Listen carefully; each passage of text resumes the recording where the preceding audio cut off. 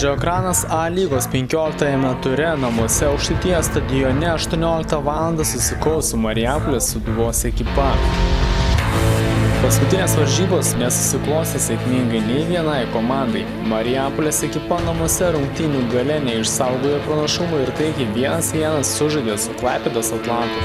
Sūduva turnyro lentelėje su 21 tašku žengė 6 pozicijoje. Panevėžio Ekranas praėjusį trečiadienį išvykoje po atkaklios kovos 0-1 nusileido Vilniaus Žalgirio ekipai. Mėlynai raudonų sąskaitoje 19 taškų ir 7 vieta A lygoje. Tad pergalės atveju ekraniečiai bent jau aplenktų šeštadienio varžovus Sūduvą.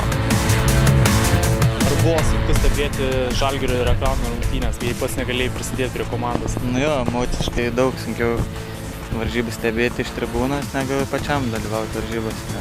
Atrodo, per varžybas ne taip nervuojas, kaip sėdėdamas ir žiūrėdamas į tribūną. Būsi kūpinosi dvikovoje su Marijampolės Sūduva? Jo, pailsėjęs, atsigavęs, nori žaisti, nori ir vyrai tik gal pergalę, žinot, dėl 3 taškų, nes 2 varžybų niekadaus nėra malonu pralaimėti iš eilės.